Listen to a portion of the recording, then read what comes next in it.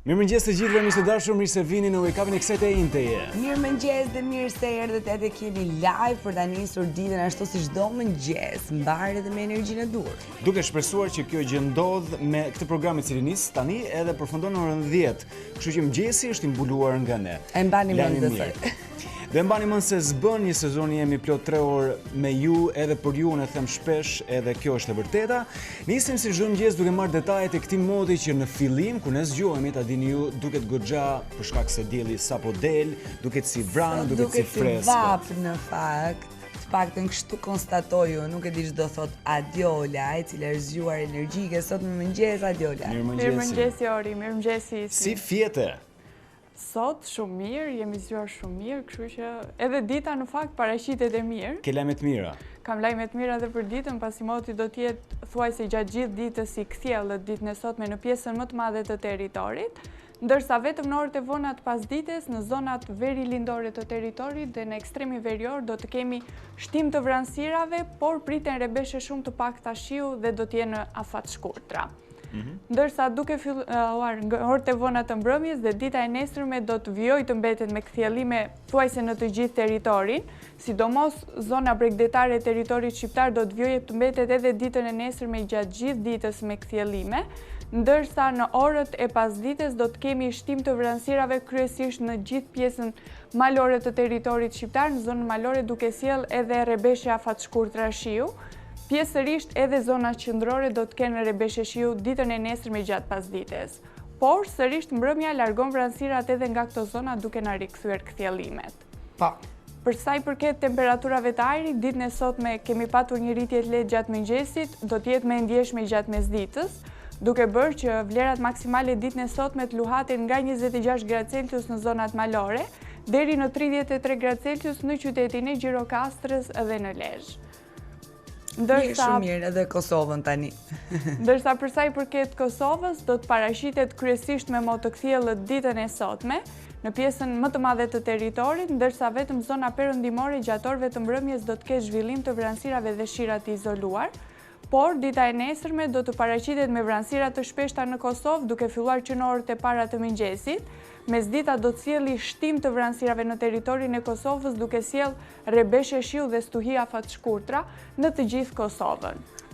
Për sa I përket temperaturave të ajrit në Kosovë, dita e sotme ka sjell rritje të temperaturave I gjatë mëngjesit, pritet që edhe gjatë mesditës të kemi një rritje me 2 gradë Celsius, duke bërë që vlerat të luhaten nga 13 deri në 28 gradë Celsius, ndërsa dita e nesërme për shkak të vranësirave dhe rebesheve të shiut do të na sjellë rënje të temperaturave, duke bërë që maksimumi të jetë 26-27 gradë Celsius ditën e nesërme. Adiola, ti ke plane për fundjavën?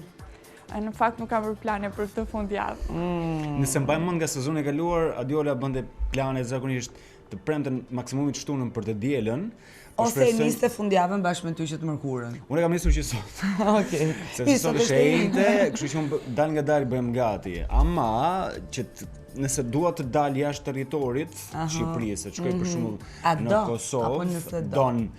Nëse dua dal, kam nevojë për këto temperaturat. Kështu që Adiola, faleminderit e dashur, gjithmonë kënaqësi të të kemi në mëngjes dhe shihemi nesër. Shihemi dhe dëgjohemi nesër. Ndërkohë miq, ne shkojmë tek kënga e parë e cila hap këtë siparin. Muzika është shumë e bukur sot, duhet theksuar që në fillim edhe falenderojmë DJ Vinin I cili veçanërisht është Adam Lambert me What I Want For Me. Rikthehemi në programi që është momenti për të parë tani bashkë, siç bëjmë çdo mëngjes në fillim të programit, titujt kryesorë dhe informacionet që qarkullojnë nëpër portalet kryesore nga vendi për të kuptuar se çfarë ka ndodhur në këtë 24 orëshin e fundit. Ka zhvillime të reja, pa më burkonisim me faqen zyrtare të Top Channel, që është topvischannel.tv, ju e dini, aty ku ju informoheni në mënyrë të shpejtë dhe të sigurt kudo ku jeni, në çdo seksion ka informacione që takojnë fushave ndryshme. Duke nisur nga bota, shohim bashkë në këtë të enjte Brexit, Johnson pëson tjetër disfat, Britania nuk shkëputet pa marrëveshje, është një prej lajmeve kryesore. Ecëm më tej.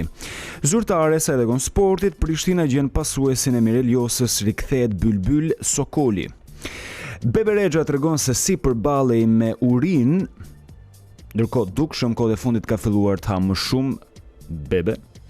Raporti OSB Odirit Bardhi PD-s, konfirmim se Shqipëria ka nevojë etike për zgjedhjet lira. kalojmë në seksionin Pop News, çështje gjenesh si duken fëmijët e disa prej grave më të bukura në botë. Në tjerë zhvillime nga aktualiteti, mashtrime skemat e TVSH-s arrestojnë 16 biznesmen në Tiranë. Publikohet raporti final OSB-ja 20 rekomandime për 30 qershorin. Arrestohen 50 persona për mashtrim me skemën e TVSH-s, mes tyre edhe biznesmen. Ndërkohë, njiheni me historinë e veçantë të Emës, gruas që është ndryshe, shkruhet në titullin kryesor, sepse ajo flet me njerëz të vdekur. Ndërkohë, mama e 55 vjeçare Rita Orës mahnit me rroba banje. Edhe është tipik rasti ku thuhet më mirë ëma se e bija. Një pjesë lajmeve kryesore tek Top Viz Channel.tv i pam bashk miq, ndërkohë që ne shkojmë tek portali radhës është Gazeta Shqip Online, gazetaviz.shqip.com, CEO Irina Sit, Rolf Castro monopolizoi bizneset e aeroportit tek një grua, është artikulli i parë sapo klikoni në këtë të enjte. Miliona lek dëm shtetit me fatura tatimore në pranga 16 biznesmen. Vrasja e menaxherit VIP-ave ja çfarë ndodhi me 22 vjeçarin që zbërtheu, detajet e ekzekutimit. Të tjera detaje, tronditse nga vdekja e futbollistit shqiptar, trupi u dogj brenda në makinë. Ndërkohë, nis Kupa e Shqipërisë, Partizani dhe Kuksi njohin kundërshtarët për edicionin 2019-2020. Lajmi i fundit i orëve të mbrëmjes, OSB-ja publikon raportin për zgjedhjet e 30 qershorit, edhe këtë lajm e shohim thuajse në çdo portal që do të hasim rrugës. Protestat e opozitës, ngjela, opozita nuk ka njerëz, bën thjesht zhurmë. Ja dërguam kërkesën posta për gënjeshtron prokurorin për kajmakun. Dokumenti bllokimit, fermerët e përdorin si insekticid helmin që Peleshi e lejoi si pleh.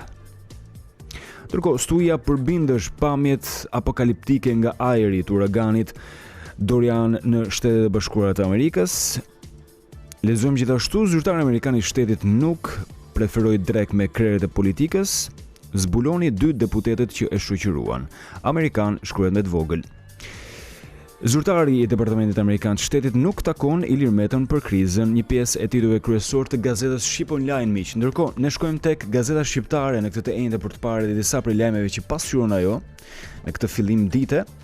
Val arrestimesh në Tiranë, në pranga 20 biznesmen vijon super aksioni. 100 minutat në kryeministri, përfundon takimi Rama Kostelançik. Video kompanisë SGS zgjatet me 16 muaj kontrata për kolaudimin MIE sqaron kushtet. Administrata shtetërore hap dyert për studentët ekselent, procedura për aplikim. Lexojmë gjithashtu një tjetër shkrim te Gazeta Shqiptare, vran avokatin grek për 100.000 euro, kriminalët shqiptar tallen në gjyq. Si jemi të pastër, por edhe nëse keni më shumë interes, klikoni për të mësuar më shumë detaje. U akuzua si vrasës i ish efektivit Arben Bilali, lirohet Gjergj Cukali. Lista e re, ishtë përndjekurit 400 trashëgimtarët që marrin parat. Ndryshimet në legjislacionin grek, përfitime të reja për emigrantët shqiptar, lajmi mirë ky. Ndërkohë që shkojmë tek shekulli.com.al, portali Shekullit, për të lexuar çfarë lajmesh ka aty. OSB u dir nxjerr raportin për 30 qershorin, ja të gjitha shkeljet në zgjedhje. Raporti mbi zgjedhjet reagon bardhi, Odir i vuri vulën palishmërisë së 30 qershorit. Aksion policor në Tiranë, 20 në pranga mes tyre biznesmen të njohur. Kujdes, krahas fiskalizimit, sistemi i ri do të gjurmojë edhe pasuritë dhe pronat e bizneseve. Ishtë përndjekurit gati kësti tret për 940 trashëgimtar, janë listat gjata me emrat e përfituesve. Hidheni një sy nëse jeni në pritje. Ndryshon ligji mbi emigracionin, çfarë përfitojnë shqiptarët në Greqi. Boris Johnson kërkon zgjedhjet parakoshme më 15 tetor. Ishte gjithçka sa i takonte Shekullit, shekulli.com.al. Jemi me gazetën mapo.al tani. Partia Demokratike del në deklaratë, Odir i vuri vulën palishmërisë së 30 qershorit. Analiza e dokumentit OSB Odir nuk ishin zgjedhje. Si fillim. Posta rrezon prokurorin, kërkesën për kajmakun e dorëzuam në bashki. Taulant Balla zbulon planin, Shkodra do të drejtohet nga një nën kryetar. Bisedime sekrete, qeveria pranon shtyrjen e kontratës së kolaudimit. Fund kapjes së shtetit, Basha flet pas takimit me zyrtarin e Shteteve të Bashkuara të Amerikës. I akuzuar për vrasje lirohet i forti i myslimshyrit Gjergj Cukali. Çështja babale rikthehemi aty ja çfarë thanë në gjykat Hajdar Mataj dhe Ylli Rakipi. Prokuroria nis verifikimet për Etilda Gjonajn dhe Arbian Maznikun, shkruan gazeta Mapo online, ndërkohë që i lë radhën gazetës Tema. Edhe lexojmë tek Tema disa prej titujve kryesor në faqen e parë nëse klikoni në këtë të enjte, arkeologët nxjerrin në dritë qytetin antik të Arnisës në Lushnjë. Artikulli i parë, materiali i dytë, ndërkohë pse po ndodh mësymja e madhe amerikane në Shqipëri dhe Kosovë. Zyrtari i lartë amerikan shmangi Ilir Metën nga takimet e tij. Ndërkohë, shkolla e braktisur nga qeveria jap dyert si gjimnaz privat për turqit e Marif. Mëtej Tema shkruan çështja babale, dëshmon Ylli Rakipi, kam oferta nga 10 televizione, jap se nuk e publikova telefonatën audio dhe dyshimet për manipulim. 3 turiste norvegjeze han e pinte lokalin në malin e Robit, pastaj thrasin policin dhe deklarojnë na përdonuan. Edhe në brendësi të lajmit keni edhe pamje nga video që nga kamerat e sigurisë që kanë xhiruar edhe të gjithë mbrëmjen. Ndërkohë fotot lufta e zëdhënëseve të PD-s që demokratët e fitojnë bindshëm.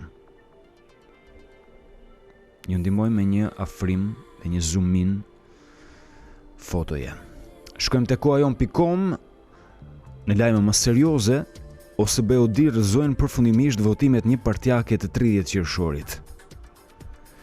Vasili, OSBE-udi i cilësoi votimet moniste të 30 qershorit palishme. Sërish qëndrojmë këtu. OSBE-udi deklaron kolegji zgjedhor rrëzoi në mënyrë të palishme dekretin e presidentit. Mos publikimi nga Rama i dekretit Medës për 13 tetorin është i palishëm, sërish qëndrimi i OSBE-udi që nxin 30 qershorin e Ramës, KQZ-ja cënoi sigurinë, shkruhet në materialin e radhës. Gjermania godet qeverinë Rama nuk ka plotësuar asnjë kusht për negociatat. Lulzim Basha me zyrtarin e Departamentit Amerikan të Shtetit, fund kapjes së shtetit, forcimi i partneritetit me SBA-t. Presidenti Meta mezi pres të kthehet në parlament dhe prokuroria njofton për agim kajmakun. Kaq sa i takonte portalit koajon.com. Tek lapsi.al tani, nëse shkoni në këtë të enjte, ju del lajmi i parë, sikurse ka qenë një pjesë të mirë të portaleve që po shohim. Deri më tani del raporti përfundimtar i OSBE-udit e vërteta e 30 qershorit. Kush është gruaja serbe që qëndron pas Matthew Palmer? France Football, 3 arsye pse duhet i friksohemi Shqipërisë, unë i friksoj më shumë mungesës një apostrofi këtu. Qesharak e teatri prokurorisë me gjurmët e gishtave të Kajmakut. Agresioni kulturor i Turqisë si po shtrihet rrjeti i Erdoganit në Shqipëri është materiali i radhës. Të fundit, në seksionin e lajmeve të fundit tek lapsi, zëri i Amerikës, raporti i OSBE-udit konfirmoi se zgjedhjet e 30 qershorit ishin Redi, po një ide e kemi gjithsesi, sepse këtë kemi parë deri më tani. Thuajse 80% hapësirës së lajmeve kryesore nëpër portale. OSBE-udi nxin 30 qershorin 10 shkelet ligjit në zgjedhje pa rival. Lirohet një nga të arrestuarit për vrasjen e Jurgen Kurtit. Është gjykata e apelit që ka liruar pikërisht ditën e djeshme. Fortuna arrestimesh në Tiranë, 20 biznesmen në pranga, pa e që lirohen shpejt. 30 qershori, OSBE-udi kolegji zgjedhor vendoi nën presionin e vettingut. Duhet jetë vendosi nën presionin e vettingut. Shkojmë tek syri.net. Lajmi i parë në këtë të enjte, raporti i OSBE, sigurisht Berisha zgjedhjet e drogës në koshin e plerave. Është deklarata dhe qëndrimi i ish-kryeministrit Gandi Bushati, lexoni raporti i Odirit si pasqyrë e regjimit që po instalohet. Kolegji zgjedhor rrëzoi dekretin e Metës, OSBE-udir gjyqtarët të ndikuar nga Kime Meti, si mund t'jesh për MMD Shqipëri kur e përkrah rilindjen e piktorit. E pa precedent, aksioni Ramës, raporti i OSBE-s arreston 13 biznesmen të njohur. Mëtej syri vion, shkruan raporti i OSBE-s, reagon PD-ja. Bardhi, konfirmim që Shqipërisi duhen zgjedhje të lira e të ndershme. Shkojmë tek lajmi tjetër i rëndësishëm i orëve të fundit, vala arrestimesh në Tiranë, 13 arrestuar deri më tani, mes tyre 7 biznesmen të njohur. Vasili, raporti OSB-s vërtetoi që KQZ-ja është koka e puçit elektoral të 30 qershorit. Tek syri.net, raporti përfundimtar u cënua pavarësia dhe panshmëria e KQZ-s, që thot të gjitha pikat e raportit të OSB-Udirit i kanë ndarë në seksione ndryshme edhe në lajmet ndryshme, sikurse kanë bërë njëjtën gjë edhe me reagimet e aktorëve politik në vend rreth këtij raportit sapo publikuar. Qëndrojmë sërish aty. Kolegji zgjedhor rrëzoi në mënyrë të palishme dekretin e Metës, një prej pikave të OSB-Udirit raportit, duhet të riafirmohet mundësia që qytetarët të zgjedhin. Shkojmë tek Politiko miq. Politiko.al, 30 qershori OSB-Udir nxjerr raportin final, zgjedhjet jo demokratike, qëndrimet e KQZ-s cënuan procesin. Këshilla e fundit për Lulzim Bashën, Metës nuk I eci as me ish këshilltarin e Berishës, Partia Socialiste I rrëzon edhe kandidatin e tretë për kreun e kontrollit lartë të shtetit. Të pakënaqur me rezultatin e bojkotit zgjedhjeve, BBC-ja citon ish deputetin demokrat specialin për traditën e bojkotit në Ballkan, është lajmi që qëndron që nga dita e djeshme, sikurse është edhe ky që e lexuam dje përgjumur, duke larë enat me këpucë të grisura, fotografi e Obamas nën me publikun, imazhe që nuk I keni parë ndonjëherë për gjithë ata që humbën dje. Dhe përfundojmë me monitor.al, që është edhe portali I fundit nga vendi. Dhe Monitor në këtë të enjte flet për trendin global që prek edhe Shqipërinë. Kemi më shumë akses, kjo është shumë interesante, miq, kemi më shumë akses në celular se në tualet. Ligji për shtetësinë 10 fishohet tarifa për të bërë shqiptar në 300 euro. Wow. 300 euro shumë shtet. Po forcohemi në treg. Po forcohemi. Opa. Për tu? Okej. Ecet e vogla dhe të mesme, po mu dukën në një moment. Ecet e vogla dhe të mesme si kërpulla kapaciteti gjenerues arrin në goxha. Po jo aq sa për të bërë shqiptar me 300 euro. Turizmi, biznesi dhe kulturor pika e dobët e Shqipërisë, probleme dhe aeroportet. Ja. Këtu kam vështirë pse dua ta klikoj, ta lexoj. Bregdeti riorganizohet agjencia monitorim nga hotelet tek plazhe dhe veprimtaritë detaresh I parafundit dhe I fundit. The Economist. Vjena mbetet qyteti më I mirë për të jetuar në botë. Jo sipas disa njerëzve, që unë dëgjoj këtu në Tiranë që e mbajnë Tiranën si një prej qyteteve më të mira europiane, ekologjike, metropol, eco-friendly e çdo gjë tjetër, por që ka Vjena, thotë The Economist. Po për qytetarët për shkak, si do quaj friendly? Friendly. Me 300 euro më friendly se kaq. Gjithsesi kajsa dërgonte lajmeve kryesore që përqendroheshin tek raporti që OSB-Udir kanë nxjerrë sa të zgjedhjeve 30 qershorit. Kjo është kryefjala, do të jetë gjatë gjithë ditës kam përshtypjen nëse do të qëndroni në kontakt me gjithë informacionet që rregullojnë qoftë në portale, por qoftë edhe në edicionet informative që ju informojnë rreth 3 orëve më të fundit. Ndërkohë do shkojmë te kursi I këmbimit valuator për ta përmbledhur këtë fash informative, edhe sot ju themi se në këtë të enjte $1 këmbet me 110.9 lek. 1 euro sot miq këmbet me 122.1, franga zvicrane sot këmbet me 112.2, ndërkohë paundi britanik me 134.5. Raportin euro-dollar, sot $1 këmbet me 0.90 eurocent dhe 1 euro sot këmbet me $1.10, ndërkohë për të bërë shqiptar vetëm 300 euro. Mos e harroni, edhe këmbimin ju a tham, ndërkohë që do të vi tani këtë mëngjes, një ndër më të bukurat e Aerosmith është I Don't Wanna Miss a Thing.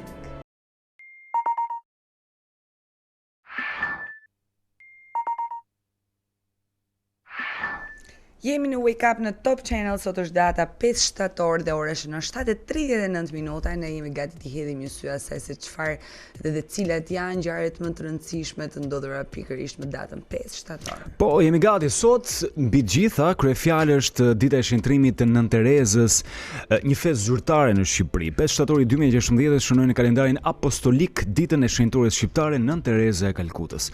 Nënë Tereza ose shenjtoria Tereza e Kalkutës lindi në Shkup vitin në 26 gusht 1910 dhe vdiq në moshën 87 vjeçare në 5 shtator të vitit 97. Emri I saj lindjes, ju e dini, është Anjez Gonxhe Bojaxhiu, fituesi I çmimit Nobel për paqe, ka vizituar Shqipërinë për të parë në gusht të vitit 1989. Shenjtoria Terezë që në mbar botën thirret Nënë Tereza, një grua me fytyrë të imët, të rrudhur, të plakur, pushtoi imagjinatën e botës me përkushtimin e saj ndaj të varfërve, veçanërisht në qytetet qytetin indian të Kalkutës, ku fillimisht themeloi strehimoren e saj të parë për të pritur mira njerëz të braktisur, të sëmur apo edhe personat marginalizuar. Shenjtoria Terezës është shembull i jashtëzakonshëm i misionit të heshtur e të parreshtur të bamirësisë, dëshmitare e parrueshme e dashurisë, që gjeti shprehjen e vet konkrete në shërbimin e vazhdueshëm ndaj vëllezërve dhe motrave më të varfër, më të braktisur në gjithë botën, pa dallim e pa përjashtim race, feje, kombësia apo përkatësie shoqërore. Për më shumë se gjysmë shekullin Nënë Tereza ndihmoi të varfrit në Indi, por gjithashtu edhe në mbar botën. Në momentin e vdekjes, misioni ngritur prej saj kishte mbi 4.000 motra që operonin në 610 misione në 123 shtete të botës. Dhe për të përkujtuar pikërisht ndarjen nga jeta të Nënë Terezës, në dhjetor të vitit 2012, Asambleja e Përgjithshme e Kombeve të Bashkuara e shpalli 5 shtatorin si ditën ndërkombëtare të bamirësisë.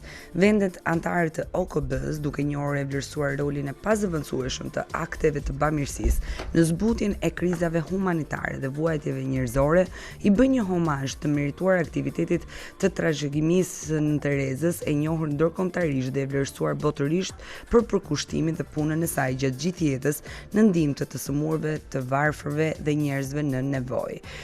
Shqipëria ishte një nga vendet kryesore sponsorizuese të rezolutës që vendosi këtë ditë, ndërsa misioni ynë në Kombet e Bashkuara pati një rol kyç në miratimin me konsensus të saj.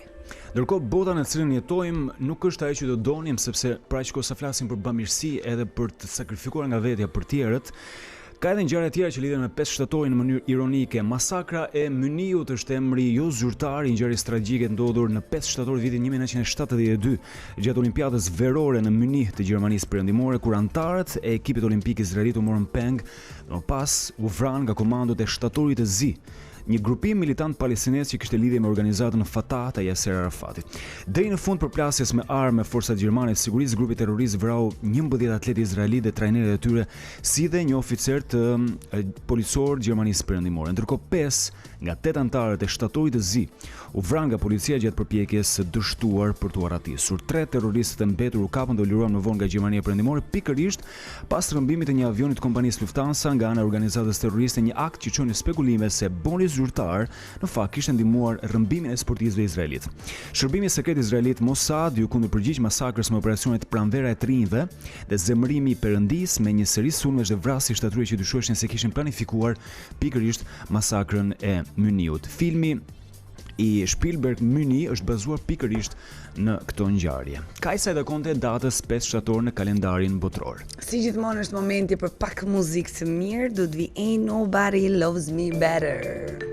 E kthejmë në program miq, edhe sot sikurse se e përmendëm pak minuta më parë, është dita botrore e bamirësisë, edhe flasim pak për rolin që kemi ne në gjithë këtë çështje. Sa ndihmojmë, sa jemi gati për të sakrifikuar nga vetja dhe për t'u vënë në shërbim të tjerëve, dhe do i referohemi një indeksi që është Indeksi Global i të dhënit. Ka një listë ku rendit shtetet dhe sipas sondazheve apo edhe fakteve janë renditur nga i pari tek i fundit, plot 140 shtete, duke nisur nga i pari që është sigurisht shteti që ka përfshirjen më të madhe njerëzve për bamirësi dhe deri tek i fundit. Do themi të parin dhe të fundit, por do themi dhe Shqipërinë që është cilësuar pikërisht në këtë listë në vendin e 108. Kemi një përkeqësim nga viti i shkuar, jemi të 108 nga 140 shteta sa i takon bamirësisë. Në vendin e parë është sigurisht Indonezia, 78% e njerëzve atje, indonezianëve, bëjnë bamirësi, 53% bëjnë vullnetarizëm, ndërkohë pasohet nga Australia, 66% e australianëve bëjnë bamirësi, 40% bëjnë vullnetarizëm. Ndërkohë në Shqipëri gjithmonë lobohet për kauza bamirësie në ndihmë të familjeve në nevojë, fëmijëve jetim, të pastreve, por realisht sa jemi ne të disponueshëm për të përgjigjur këtyre thirrjeve që nëse minimalisht keni dëgjuar të paktën një herë në vit apo edhe përdorni rrjetet sociale, sigurisht që jemi gjithmonë të përfshirë në këto thirrje që bëhen për të bërë pjesë e ndihmës që ofrohet një shtrese të marginalizuar ndoshta apo një shtrese me gjitha në nevojë. E diskutojmë këtë çështje sikur se kemi diskutuar kohë pas kohe për të parë edhe qasjen e shqiptarëve, rolin edhe mënyrën se si ne implementohemi pikërisht në këto misione. Edhe kush më mirë se sa Arbër Hajdari nga fundjavë ndryshe do të ishte i përshtatshëm për të diskutuar në studio. Mirëmëngjes Arbër, mirë se vjen në program. Mirëmëngjes. Mirëmëngjes Arbër. E nisim pikërisht me atë çfarë isi për mblodhi me indeksin që ka renditur Shqipërinë në vendin 108, ndërkohë që duket se ka një rënje nga vitet e shkuara. Si të duket ty, sa bujar janë shqiptarët? Unë nuk i besoj shumë këtyre indekseve, sidomos këtyre viteve të fundit ku tregojnë për rënje të bamirësisë në Shqipëri, sepse unë mendoj se nuk ka rënje, po ka ngritje të bamirësisë. Edhe këtë e tregojnë statistikat, e tregojnë dhënat, e tregon numri i madh i njerëzve që përfshihen në aktivitetet sociale, qoftë duke dhënë kontributin e tyre, apo qoftë duke dhënë kohën e tyre. Do me thënë ty në eksperiencën tënde personale, duke qenë i dedikuar pikërisht në të bërit mirë dhe bamirësi, të rezulton që në fakt ka një shtim të numrit vit pas viti të personave cilët angazhohen më tej për të qenë vullnetar, por jo vetëm, po edhe për të dhënë kontribute. Ne kemi një mënyrë tani që arrim ta masim këtë gjë, sepse të gjitha donacionet për çdo familje të dedikuar arrin diku te 25.000 persona. Për një familje arrihet të dhurohet 25.000 donator, që janë shqiptarë që jetojnë në Shqipëri, por edhe jashtë Shqipërisë. Pra kjo do të thotë që ka një numër njerëzish që e kanë rritur dëshirën e tyre, kanë krijuar besimin e duhur edhe marrin pjesë në aktivitete. Për afërsisht si ka qenë? Për shembull vitet e shkuara krahasimisht me këtë vit. Ne ndjejmë ose aty ku ti mund të kesh shifra dhe mund të bësh një krahasim. Ne ndjejmë çdo fundjavë që kalon, ne ndjejmë që ka ngritje, saqë shpesh herë nuk e përballojmë dot aktivitetin. She. Të vjen mirë në momentin që ti nga eksperiencat e personale edhe poshtë le të themi në këtë formë një indeks i cili gjithsesi bazohet diku për të nxjerrë këto statistika, ama sipas perceptimit tënd dhe sipas eksperiencës tënde, cila do të ishte mënyra më e mirë për të zgjuar një popull? Se okay, nëse kemi përmirësim, qofshim të 108-t, qofshim të 100-t apo edhe të 50-t, gjithsesi nevoja për të rritur në listë edhe në këtë klasifikim, po edhe nevoja për të bërë mirë do të jetë gjithmonë aty dhe do të ishte mirë që gjitha bënin. Ama çfarë mendon ti, do i lëvizte pak njerëz, do i shkunte në gjitha format që ju e keni përdorur, edhe keni parë me sytë tuaj se çfarë funksionon.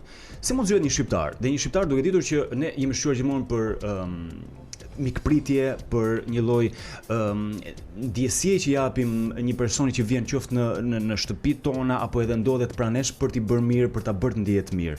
Çfarë mendon ti, do i nxiste shqiptarët bënin akoma shumë më mirë se sa ti po thua që janë tashmë?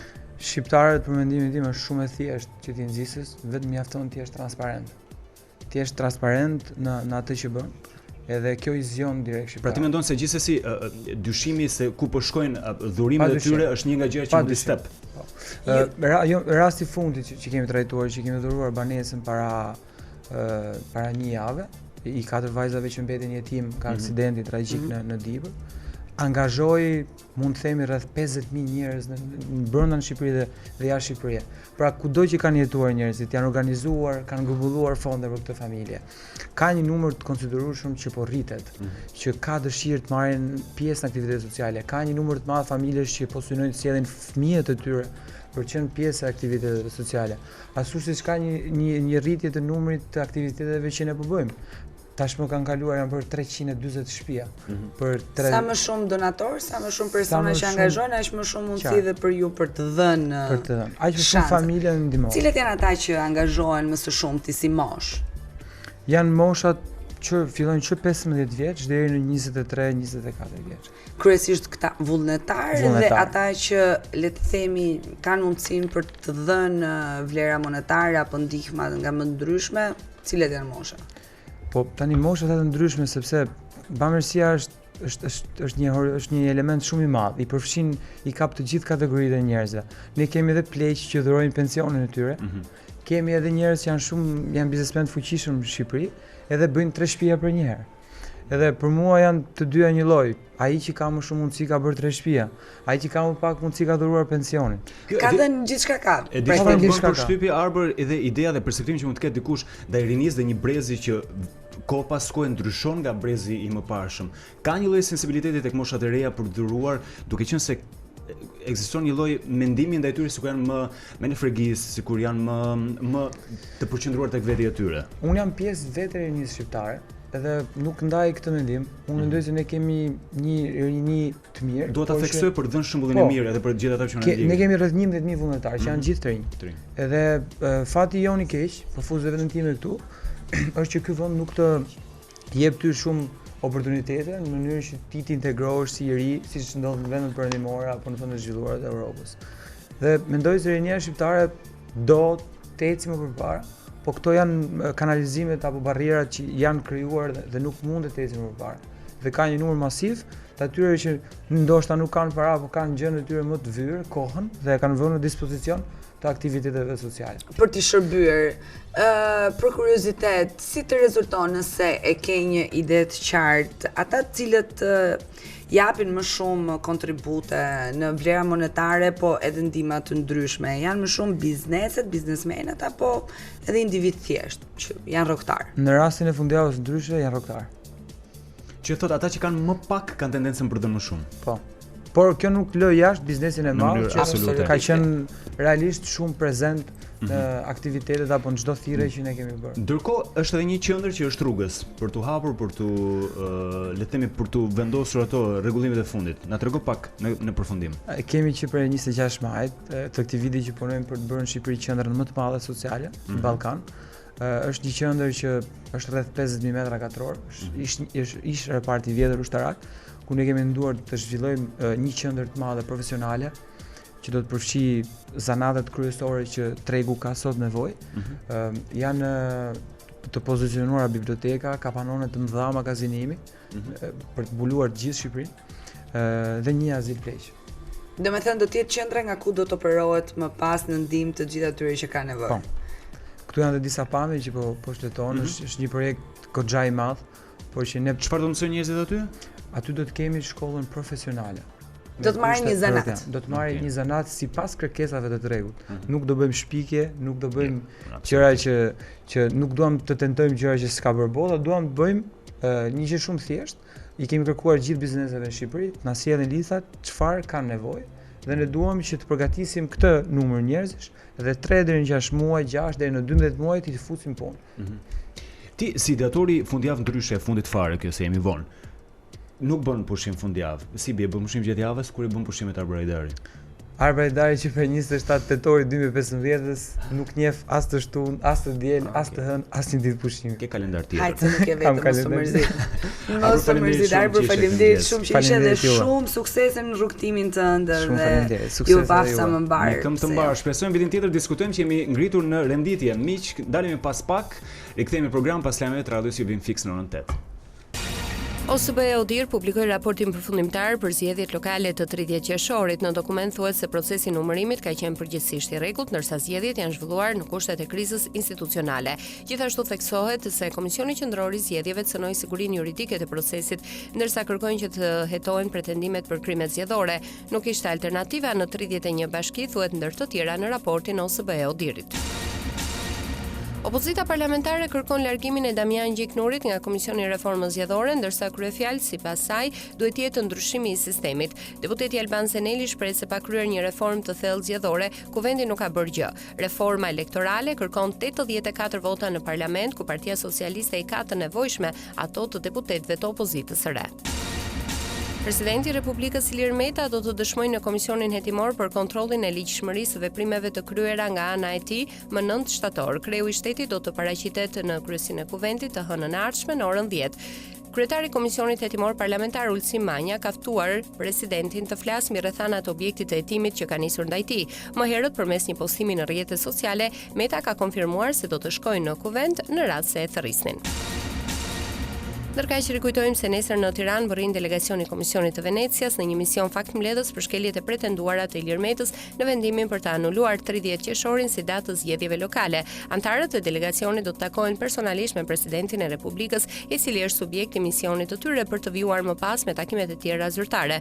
Majoranca pret një përgjigje nga Komisioni i Venecias para se të vendosë për fatin e presidentit. Parlamenti britanik mbështet një projekt ligj për të bllokuar planet e kryeministrit të Britanisë Boris Johnson për të larguar nga Bashkimi Evropian pa marrëveshje deri më 31 tetor. Ligjvënësit opozitar dhe konservatorët e zemëruar siguruan miratimin e projektligjit në fazën e parë, duke votuar me 329 vota pro dhe 300 kundër. Nëse miratohet në tërësi, drafti do t'i kërkonte Johnsonit të bëjë kërkesë për shtyrjen e Brexitit deri më 31 janar të 2020-s. Kjo është Top Albania Radio. Lajmet në internet në adresën www.topalbaniaradio.com.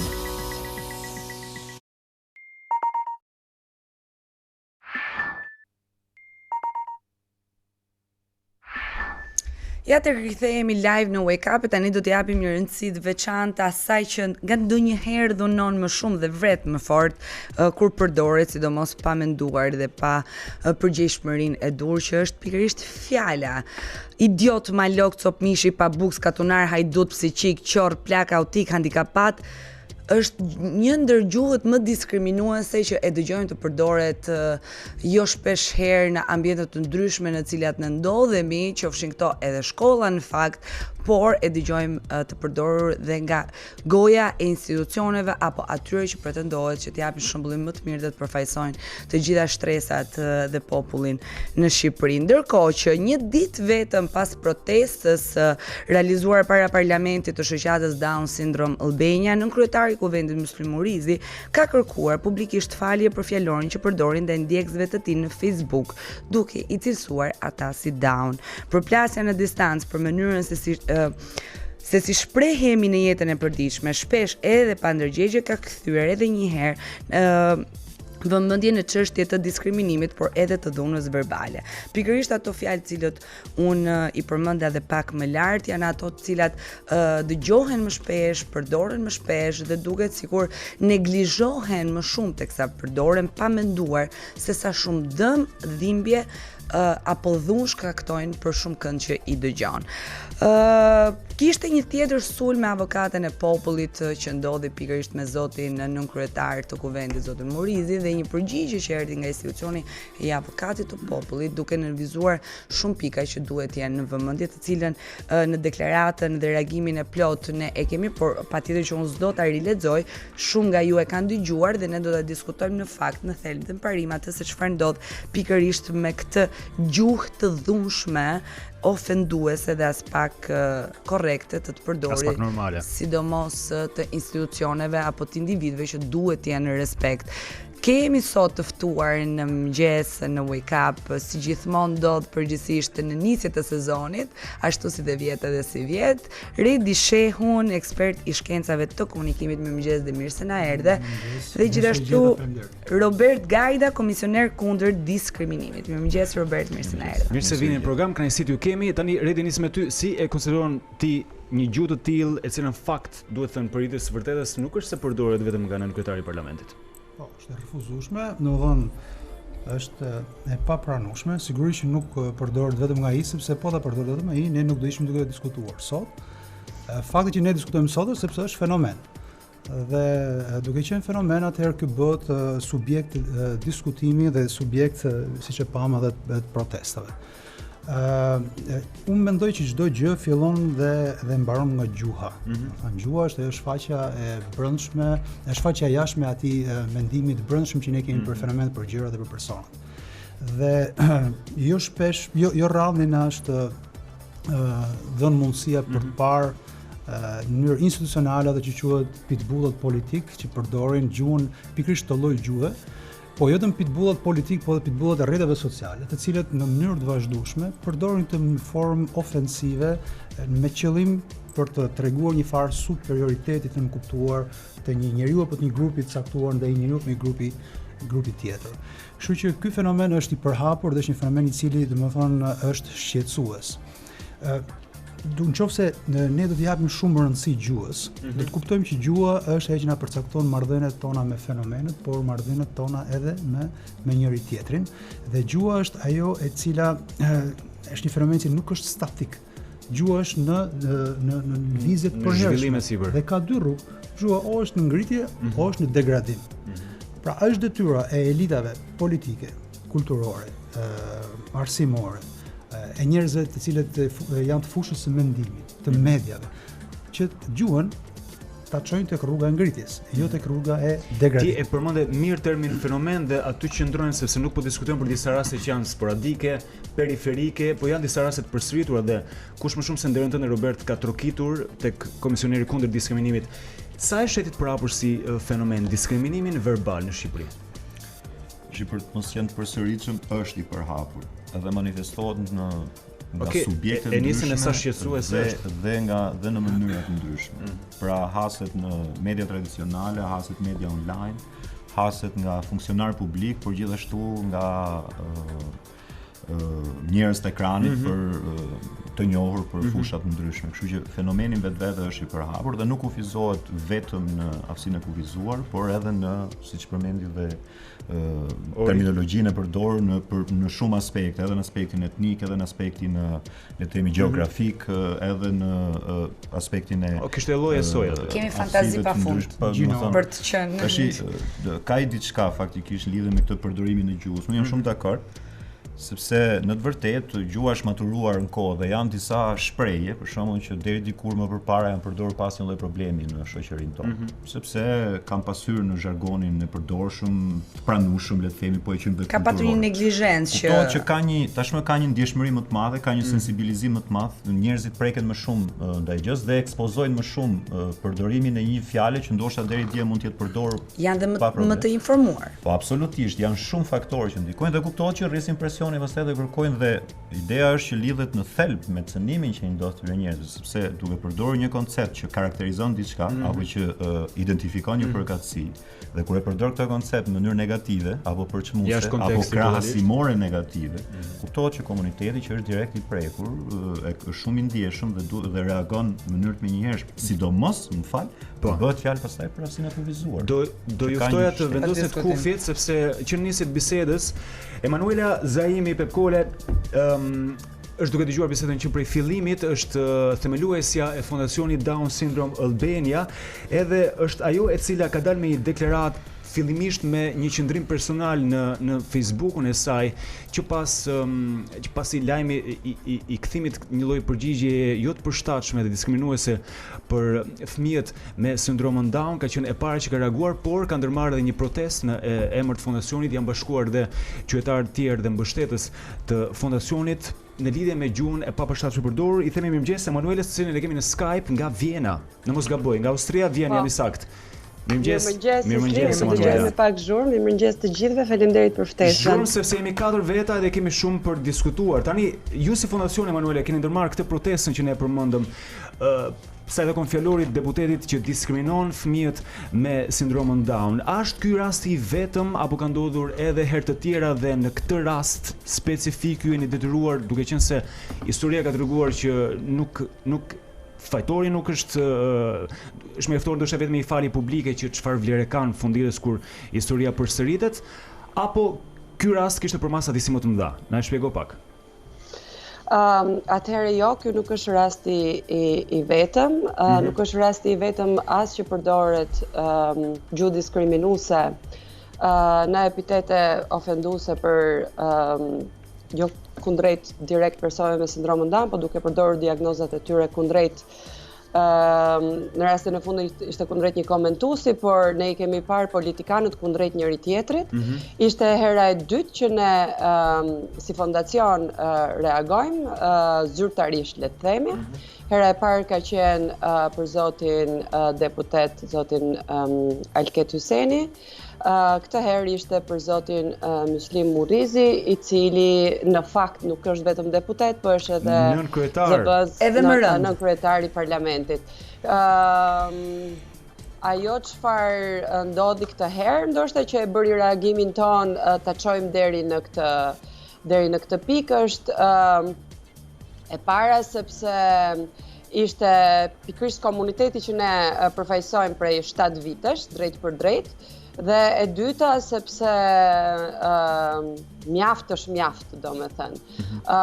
Ndërkohë që politikanë tjerë ju i dini, unë kam thënë mjafton të googëllosh, edhe zoti komisioner i di të gjithë. Ajo çfarë duhet theksuar, me që ju keni komisionerin të ftuar aty dhe unë e përshëndes, është që sot duhet ngritur debati dhe të mësojmë më tepër nga ai çfarë do ndodh këtë herë, sepse ne herën e parë që kemi raportuar zotin Elket Hyseni për faktin që ai e ndryshoi në rrjetet sociale komentin e tij, ofendimin e tij kundrejt një politikani tjetër nga plak autik në plak i qartë, komisioneri zyra e tij e quajti të pavlefshme kërkesën tonë. Unë kam dokumentin këtu përpara që na është kthyer përgjigje dhe nuk e mori për bazë si ankesë me që ai e kishte ndryshuar termin pra. Po ajo çfarë theksoi unë sërish është që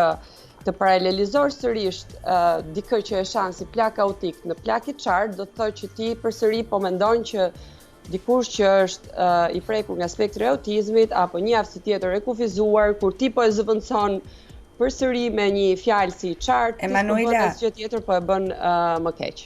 Që ti qëndrojmë të dyja rasteve dhe çdo rasti tjetër që ka ndodhur, ndoshta edhe s'është denoncuar. Pyetja, me sa edhe po kuptojmë, është a mjafton falja, a duhet të merren masa? Apo jo? Tani, ka disa gjëra. E para, nëse flasim a mjafton falja kur dikush të ofendon, pra kur një person, një kolegi jot i fundi, apo dikush që t'je njeh në një kamp të ngushtë, ndoshta drejt për drejt, vetëm ty, apo dhe përdor, siç është mësuar gjuha e popullit ndër vite, këtë si epitet sharës, pra fjalën down si epitet sharës, padyshim që mund të ketë dhe falje sepse ka një reflektim aty për aty, por në rastin e një politikani, në rastin e një personi i cili pritet që të marrë në mbrojtje nëpërmjet ligjeve, nëpërmjet çdo veprimi që ai bën për njerëzit që përfaqëson, unë mendoj që falja nuk mjafton më, aq më tepër kur është një rast kaq i përsëritur, dhe unë mendoj kur do kemi një shembull të vërtet për të bërë shembull për gjithë të tjerët. Emanuela, mendoni pak nëse përsëri komisioneri thotë që me që zoti Murrizi kërkoi falje, atëherë ne nuk kemi si ta çojmë të përpara dhe ju po deshët shkoni në gjykatë. Emanuela, konkretisht, kemi këtu komisionerin. Çfarë pret ti në rastet që ti përmende, edhe le të flasim hapur se për këtë punë jemi këtu, edhe njerëzit nga shtëpia na kuptojnë më shumë edhe për të kuptuar rëndësinë e situatës, edhe mos trajtimi i saj deri ku na çon në duke trajtuar si fenomen social edhe të rëndësishëm madje. Çfarë pret ti konkretisht për pos fakti që është ndryshuar deklarata, komenti apo çfarë lloj gjëje? Çfarë pret nga komisioneri? Komisioneri duhet na thot ai për të informuar dhe më drejt se unë, ndoshta opinioni publik, se ku do ta bazonte ai në situatën që jemi, pra për faktin që edhe zotëria ka kërkuar falje, duhet teksuar që ne nuk është se po presim vetëm nga komisioneri, në radh parë ne po presim nga kuvendi, sepse ai është një punonjës i kuvendit, kuvendi ka një rregullore etike etj. Ndërsa komisioneri vetë mund të na tregojë se po të lexosh ligjin për mbrojtje nga diskriminimi, ligji në vetvete ka vetëm raste që quhen diskriminim dhe ky patjetër që hyn në atë rast, por masat se cilat merret nuk i ka. Riformulojmë kështu pyetjen. Emanuela, dhe të ftoj të qëndrosh të ndjekësh bisedën. Si Robert, si ndiqet zyrtarisht edhe ligjërisht një le të themi një denoncim për gjuhë diskriminuese, për ta kuptuar dhe ne më mirë që nuk kemi shumë në brendësi të ligjit. Emanuela sigurisht që është. Tash për të mos i rënë gjatë me procedurën. Jo. Me dy fjalë thjeshta. Për situatën konkrete. Ne kërkojmë zakonisht në këtë situatë dy gjëra esenciale. E para, kërkojmë që të hiqet posti, nëse është shkruar, sepse nëse është thënë verbalisht, skeça, dalim tek e dyta, kërkojmë që të kërkohet falja publike. Kjo është masa që neve kërkojmë. Masë tjetër neve nuk mund të kërkojmë. Nuk mund të as të imponojmë, as neve thjesht kërkojmë dhe kur nxjerrim një vendim, nëse nuk adeguohet dikush, aplikojmë gjobën. Deri këtu arrin komisioni. Që do të thotë, po kush e merr masën? Në këtë rast është institucioni që del me një vendim. Mirë, po çfarë ndodh? Marrim rastin e zotit Hyseni, unë do thosha marrim dhe rastin e zotit Gjinushin nëse doni ta hapim akoma më shumë. Marrim rastin e zotit Murrizi dhe marrim rastin e pjesës 2 deklaratës së zotit Murrizi. Tash çfarë ndodh në këtë rast? Ndodh që dikush jep një deklaratë apo prononcohet dhe për 2-3 ditë le të themi, kërkon falje publike për deklaratën që ka bërë. Që është kohë deri diku e pamjaftueshme edhe për neve që të dalim me një vendim, por në këto raste neve e quajmë arritje efektivitetit gjës tonë. Sepse neve këtë synojmë, që dikush gabon dhe neve duam dim tashmë, a është një gabim apo e mendon vërtet ashtu. Ne kemi pasur dhe raste të tjera që s'janë tërhequr. Nuk janë tërhequr, pra i kanë qëndruar atij mendimi sepse thonë që unë këtë mendoj dhe ky është mendimi im dhe patjetër pastaj për atë do të vuash pasojat e ndërhyrje për shkak në rastin e Murrizit, ai pasi bëri fyrjen, ju përgjigj avokatës popullit me një fyrje tjetër. Tani nuk është kjo pjesën e dytë të deklaratës. E kërkimit falje nuk funksionon sepse po i përgjigje mas kërkimit falje avokatës popullit me një fyrje tjetër. Një institucioni si avokati i popullit. Po, që pretendon nën kryetari i kuvendit. Pra domethënë diçka nuk shkon. Ndërkohë ka një problem edhe më të madh se kaq. Në aspektin social. Ka shumë probleme më të mëdha. Sa efektive, ne kemi raste nga bota pafund. Jo më larg se para një jave u futa në vorbullën e disa videove në YouTube ku kishte raste të tilla, sidomos në ambientin amerikan ku ata presupozohet të jenë shumë të kujdesshëm se sa ne për sa i takon gjuhës përdorur, sidomos komunikimi publik e drejt për drejt. Sa efektive është tek ne çështja e të kërkuarit falje dhe çfarë mesazhi japim ne për aq kohë sa kemi thënë diçka të gabuar edhe po ne dalim me një qëndrim i cili edhe poshtë deklaratën e mëparshme që mund të ketë qenë për arsye gjaknxetësie, për arsye mungesë informacioni apo edhe qoftë deklarata që janë në thelb deklarata ignorante. Çfarë shembull japim ne në një shoqëri të tillë, duke patur parasysh çfarë tipologjie njerëzish jemi ne. Kujton atë batutën që ndodh çdo gjë dhe thotë nuk është ashtu siç duket. Edhe kjo shprehja, domethënë që unë kërkoj falje për diçka, është kthyer si metodë, si metodologji për të mbyllur një konflikt apo për të justifikuar diçka. Dhe kjo nuk është as pak e mjaftueshme. Unë nuk pres, domethënë që në një shoqëri si e jona, ku bëhen shumë gjëra më të rënda se sa ajo që bëri, domethënë fyrja dhuna verbale. Tu ka dhunë korruptive në të gjitha formave dhe domethënë tu nuk ka asnjë farë ndjekje, ka dhunë politike, ka dhunë fizike, s'ka as falje, ka përsëritje pa në një shoqëri si e jona nuk mund të pretendojmë tani që të jemi aq delikat, aq elegant sa ne e mirë kështu do ishte. Po unë besoj që komisioneri për diskriminim, unë besoj që duhet marrë funksionet më shumë se sa do të kishte një shoqëri normale dhe standardizuar. Në një shoqëri anormale, plot anomali si e jona, për më tepër komisioneri kundër diskriminimit do të ishte një forcë, një institucion shumë i fuqishëm, sepse diskriminimin nuk kemi vetëm të rastin të cilin ne po diskutojmë. Kemi pafund në të gjitha llojet dhe shtreset e shoqërisë. E kemi pafund. Dhe unë do doja që me të vërtetë komisioneri kundër diskriminimit ishte autoriteti në vetvete mbi politik, më i fortë, dorë më të hekurt. Po për sa kohë zgjidhet nga vetë politika, është pak problematike edhe kjo gjë. Por kjo mund të fitohet përmes një integritetit intelektual dhe moral të vetë komisionerëve, që besoj që edhe e kanë bërë, nuk është se kanë bërë. Ndërsa duke thyrë tek pyetja jote, problemi është që në fund ne nuk kemi produkte. Kur s'ke produkte, ke gjuhë rrejtje. Politik ti s'ke produkte, fushak ti s'ke fushat. Fushatën e kemi batuta, fushatën e kemi metafora, e kemi me fyrje. Më shumë dhunë verbale. Dhunë verbale është, dhe e cila mos harrojmë, dhuna verbale është pararencia e dhunës fizike, sepse fjala çon veprim, veprimi pastaj kthehet kulturë, kultura shëmtuar pasohet. E kemi Emanuelen larg nga Skype-i, por afër me gjithë këtë problematik. Emanuela, na trego pak, si është qoftë edhe në si nën të dëgjosh jo vetëm deputet, po edhe njerëz thjesht, ti drejtohen njerëzve në mënyrë fyese edhe me një gjuhë fare të papërshtatshme për ta sharë ofenduar dikë ti thon down.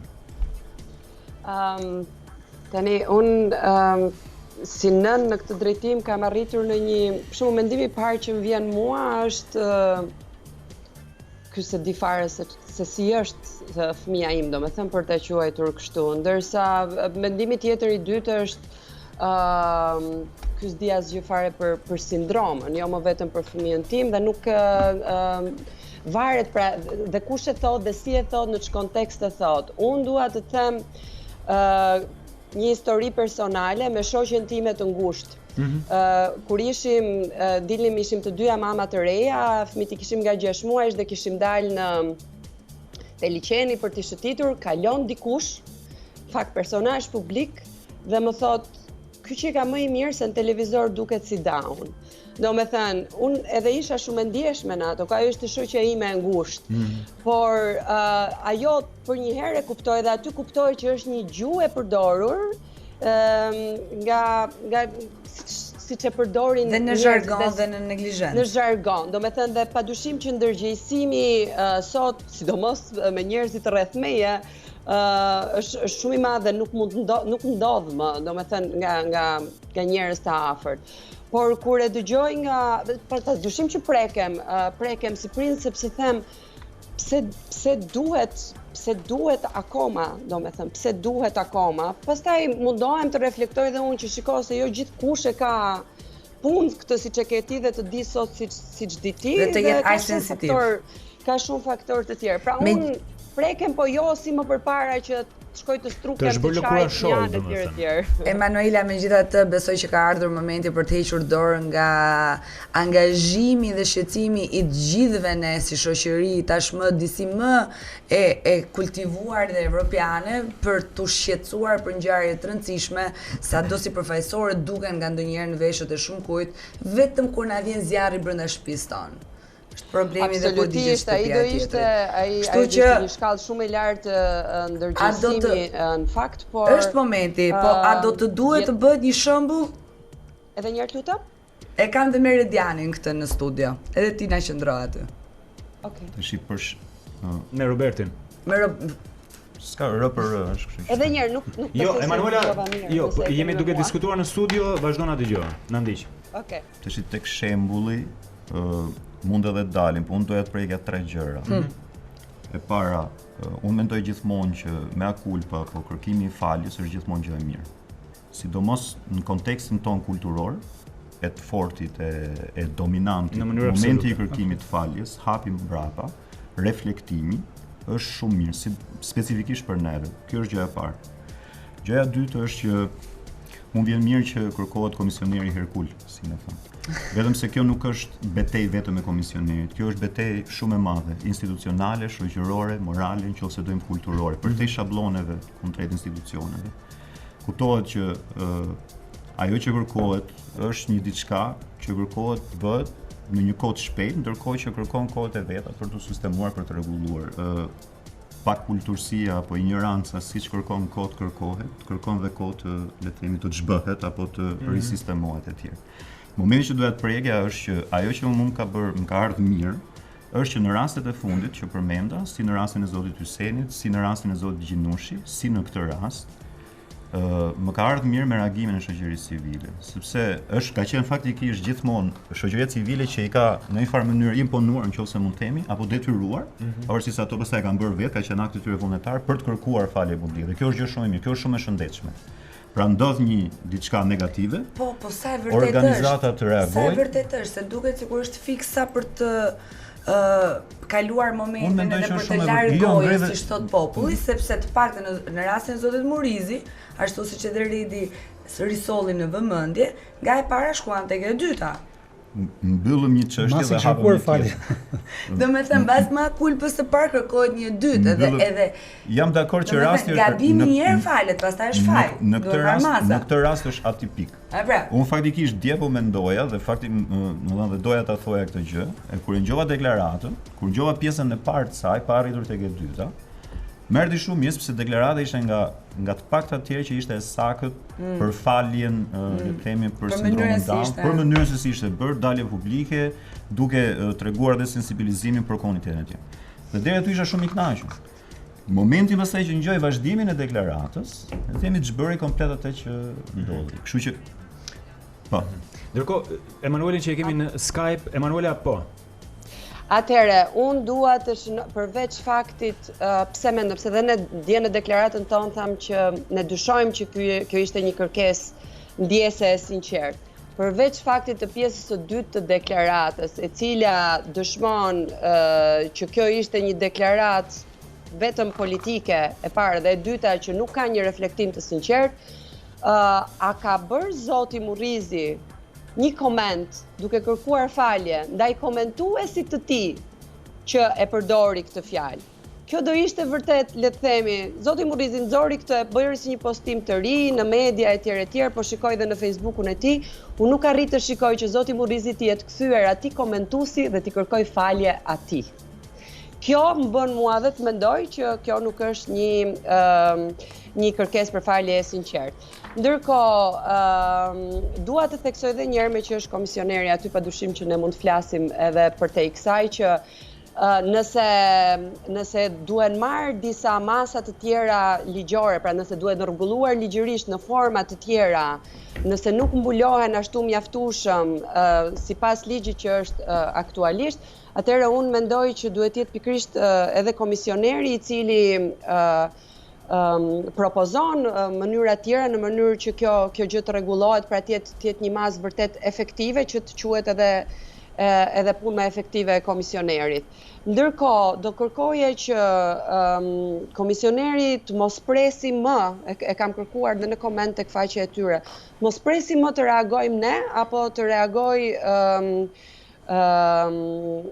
deri në protesta, pra po duhet jenë ata që, për shembull, unë nuk di më përpara, mund të jem e gabuar, por mund të na e thot komisioneri, ka marrë hapa komisioneri ndaj vet, pra. Nuk kishte një organizat ndoshta që doli për persona që janë me shtatë shkurtër, nuk kishte një organizat që doli ndoshta për personat me probleme të shëndetit mendor. Pra, a pret komisioneri që patjetër të ketë një ankesë dhe vetë nuk ka mundësi që të marri masa dhe t'i bëj këto masa dhe publike, dhe a ka marrë më përpara, përveç se për zotin Elketi që ne u ankuam dhe për zotin Mukizin. Pyetje fiksuar dhe ishe shumë i qartë. Ndërkohë të përshëndesim edhe vazhdo dëgjova përgjigje, të përqafojmë nga Tirana gjithë mirat. Udhë fart. Po, Robert.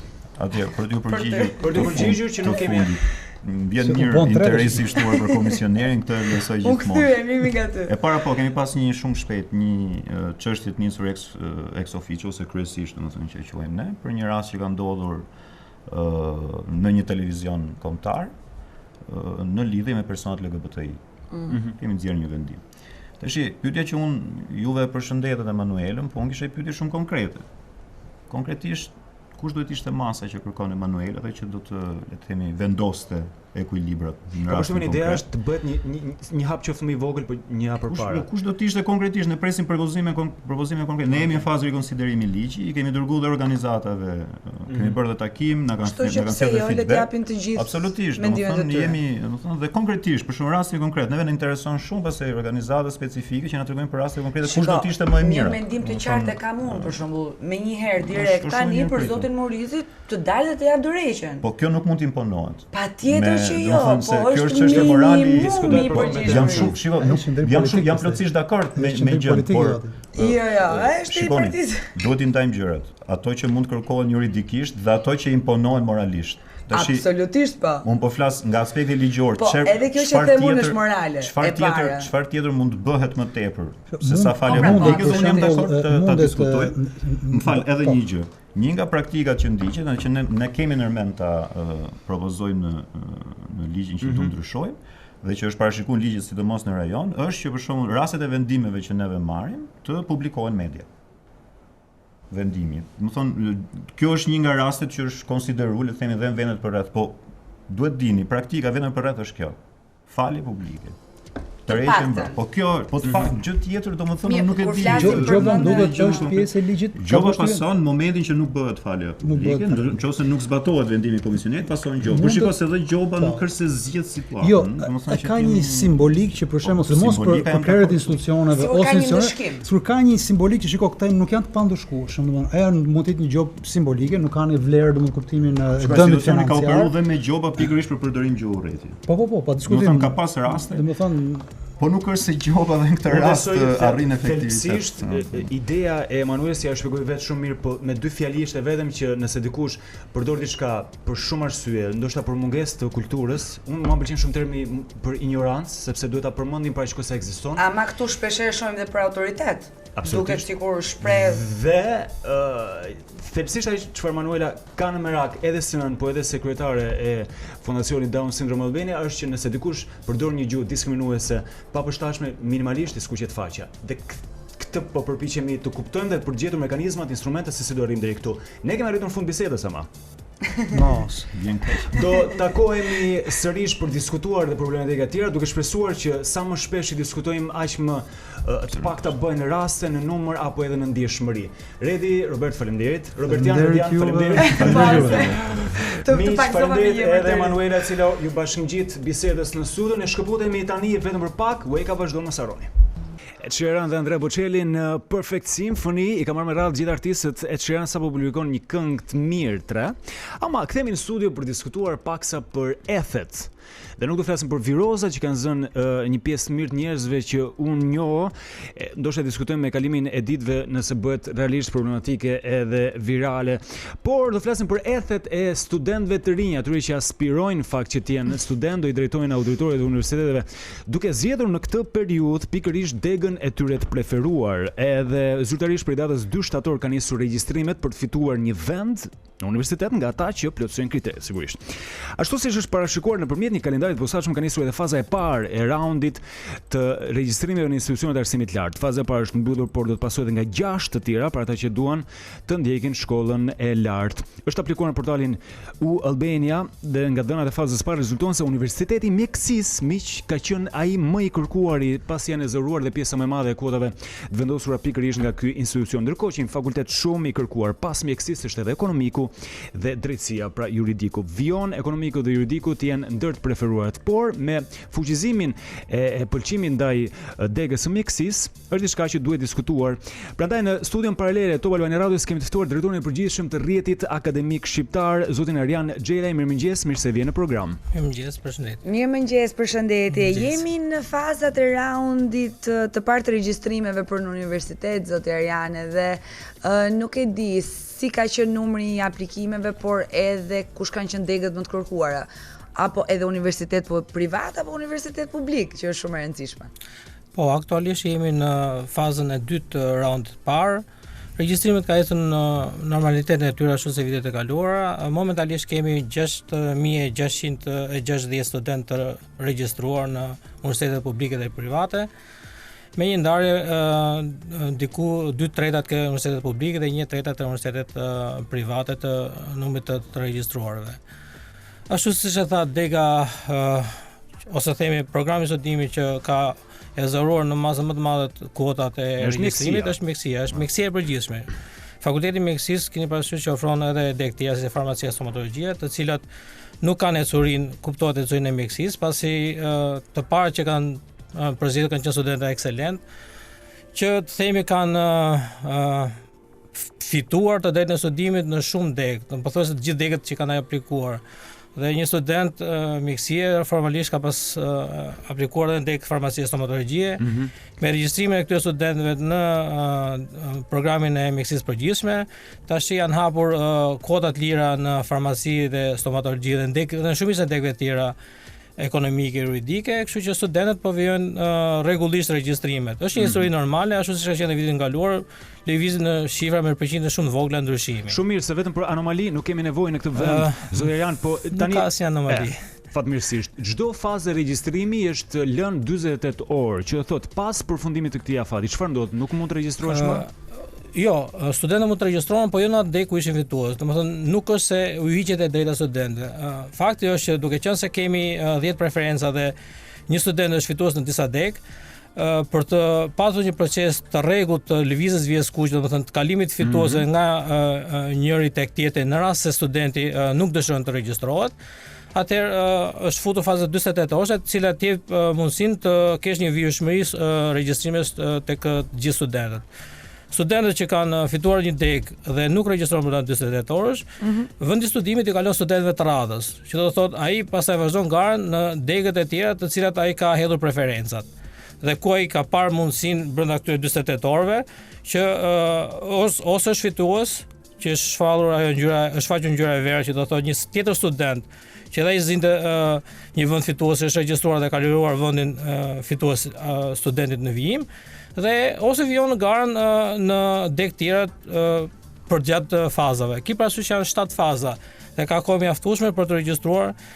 Këndi i maturantit të jep gjithë mundësitë për ta parë renditjen korale, që do të thotë ti sheh renditjen si aktualisht në këtë fazë dhe pas çdo regjistrimi ai të kalkulon në mënyrë automatike vendi që ti do zësh në raundin tjetër, që ti mund ta shikosh shansin nëse ti je shumë pranë vijës kuqe, në fazën vijuese, që shfaqet për një ngjyrë verdh, ose në fazën në vijim. E qartë. Gjithashtu duhet thoja edhe për maturantët që të kenë vëmendje tek këndi statistikave. Ne nxjerrim një statistikë vjetore, ku ata e shikojnë shumë mirë se si ka ecur regjistrimi në vitet e kaluara dhe shikojnë deri ku ka lëvizur vija e kuqe në raundet e kaluara. Për shembull, le të marrim rastin e Mjekësisë.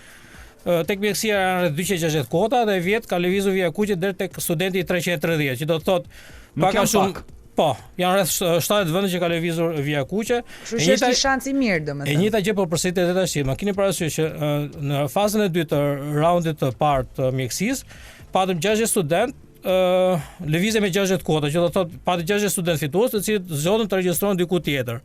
Dhe këto 60 vende janë regjistruar në fazën e dytë.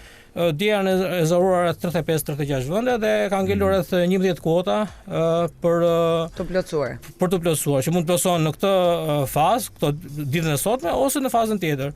Vjet kemi pasur kodë Mjekësia duhet deri në raund 2, ka qenë 1 ose 2 kota Mjekësia, një kodë Mjekësia ka qenë deri në raundin e dytë. Okay. Arjan, si të rezulton se ka qenë trendi i përzgjedhjes fakultetit nga studentët, vijon tjetë në top Mjekësia, ekonomia edhe drejtësia? Mjekësia është gjithmonë në top. Mjekësia është on top në gjithë vendet e botës. Keni parasysh që dega e Mjekësisë është dega e profesorëve, është një profesion elitar që është dhe shumë i kufizuar në kota dhe prandaj preferohet të përzgjedhet nga studentët sepse pretendohet që është një vend i sigurt pune dhe është një karrierë profesionale e gjatë dhe e suksesshme. Ekonomiku dhe juridiku janë deg tradicionale që si në Shqipërinë që është një vend zhvillim, po edhe në vendet e tjera janë drejt gjithmonë preferuar dhe ka pas gjithmonë kërkesë. Kërkesa kuptohet gjithmonë më e madhe se tregu punës në çdo vend botës për degat ekonomike dhe juridike. Dhe këto tradicionalet vazhdojnë. Për të parë në Shqipëri është shumë interesante që studentët po drejtohen degëve inxhinierike, teknologjisë informacionit kryesisht. Po dhe deg të tjera të mjekësisë, siç është infermeria, që do thotë ata po orientohen drejt tregut punës. Aty kur kërkesa është më e madhe, ata po orientohen drejt kësaj kërkese, po dhe ku tregu është global. Mund të mendojmë treg global pune. Shqipëria po hyn drejt Europës. Ku mund të kenë shanse dhe jashtë. Dhe shanset mund të jenë brenda dhe jashtë. Ndërkohë Arjan, e fundit në këtë lidhje ka një lloj interesi për të kuptuar se mos disa vite që unë mbaj mend shumë mirë, njerëzit filluan apo ata që aspirojnë të ishin studentë dhe të vazhdonin studimet e larta në universitet bën një lloj llogarie me ndryshimet her pas here të mënyrës se si futesh në universitet për të konsideruar edhe për të shkuar qoftë nga Tirana edhe në përrethë për të ndjekur studentët e larta atje. Ka dhëna paraprake nga ato që ti di janë të preferuara dhe nëse po cilat janë universitetet e rrethëve më të preferuara që janë më në tabel? Universitetet e rrethëve është një traditë. Themi universitetet e rrethëve janë zhvilluar mbi traditën e ish instituteve të larta të arsimit dhe kanë traditën e tyre. Domethënë universitetet e rrethëve kanë traditën e tyre në degët kryesisht të mësuesisë, në degë infermerie dhe degë që i takojnë themi tregut punës lokal. Dhe kjo është një gjë e mirë, domethënë që lëvizjet masive në çdo vend nuk janë lëvizje normale. I bën mirë çdo rajoni që të ketë një universitet të fortë, të zhvilluar dhe të fokusuar në tregun e punës rajonal. Dhe më sa kanë vërejtur vitet e fundit, dhe universitetet rajonale, po themi universitetet e rrethëve, universitetet publike rajonale, po e fokusojnë kryesisht ofertën akademike edhe në tregun rajonal punës. Kjo ka bërë që shumë maturantë mirë të përzejnë të universitetet, vijojnë studimet tyre pranë qytetit ku ata kanë lindur ose pranë në zonën ku kanë bërë dhe studimet. Kjo është një gjë e mirë sepse po të shikojmë nuk kemi lëvizje shumë mëdha masive ndërmjet Tiranës dhe rrethëve. Pak a shumë kuotat ose themi numri studentëve vijon të jetë në ato themi kuota ose në ato nivele regjistrimi që ka qenë në vitet e kaluara sepse keni parasysh që edhe infrastruktura universitare nuk është një infrastrukturë që ndryshon shumë nga viti në vit, që rriten kapacitetet, domethënë. Nuk ka investim, kështu që. Jo, nuk është punë investimi. Është punë kërkese, domethënë universiteti drejtohet tradita dhe kërkesa drejt ekut. Të sjellësh deg të reja nuk është aq e lehtë për një universitet që të zhvillojë dhe këto deg të përthiten edhe nga maturantët. Domethënë është një punë që do të jetë punë si reklamuese, shumë vjeçare, domethënë. Janë universitete që në botë janë krijuar për 500-600 vjetësh, që kanë traditë që ecën. Në universitetet tona duke përfituar edhe nga lidhjet projektet e ndryshme, programet e ndryshme ndërkombëtare, duke përfituar nga këto ditë po e zhvillojnë. Tash është duhet menduar kryesisht zhvillimi rajonal, po edhe syri drejt globalizmit. Ande i kemi syt, zoti Arjan, ande i kemi syt. Ne të falenderojmë shumë që ishe në këtë lidhje. Faleminderit, Që na Arjan kaq shumë Xhelaj. informacion në kaq pak kohë, shumë bukur, në mënyrë sportive. Gjithë mirat, ditë mbarë Edhe punë. suksese në sezon. Ishim me drejtorin e Redit Akademik Shqiptar, zotin Arjan, i cili na dha më shumë detaj. Ndërkohë, nëse ju nuk shkoni dot në Paris, Parisi vjen këtu. Vetëm pas pak mund si Paris Karepi, i cili është mik i programit, e kemi patur dhe sezonin e shkuar, rivjen sepse është shpallur kampioni me zeu në mundjen e rërës, pra është bërë kampion Pasi të vi Parisi, do shkojmë tani në Paris. Reklama. Ka reklama tani.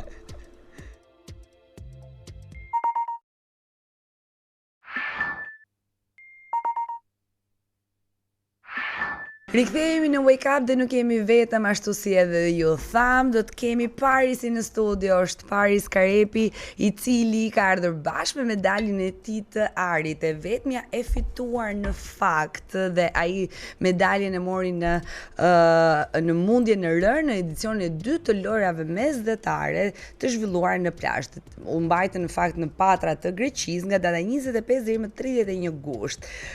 Karepi ishte i vetmi që mori medaljen e arit dhe kjo sigurisht që na bën krenar në këto lojra mesdhetare të mbajtura në plazh, ndërkohë që u shpall dhe kampion për peshat mbi 90 kg në të parën garë në rër. Mundsi triumfoi në finalen e zhvilluar në Patra të 2019-s, duke fituar me rezultatin 2-0 në sfidën e tij kundër Omar Sarem, siraniani që humbi në fakt me dinjitet se fitoi Parisi.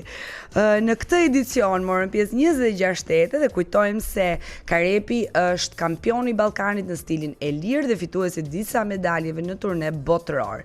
Sfida e tij e radhës, me sa duket, është pjesëmarrja në lojrat olimpike të vitit të ardhshëm Tokyo 2020. Paris, mirëmëngjes dhe mirë se na erdhe. Mirëmëngjes, mirë se vjen program. Na trego më njëherë medaljen. Urime njëherë për këtë. Të vetme medaljen që na vjen dhe medalja ari. Patjetër, kjo është medalja ari që kanë fituar në Patra Greqi. Jo, është vetëm shiriti, tregoj për pjesën e arit. Ja, është. Do të thënë, është ar apo nuk e dim këtë? Nuk e di. Besoj që është ar. ar. Po ngjyrën e ka. Ngjyrën e ka si ari. Urime njërë, shumë urime, edhe ne në program gjithmonë ftojmë trinj sportistë talentuar siç edhe ti je vetë.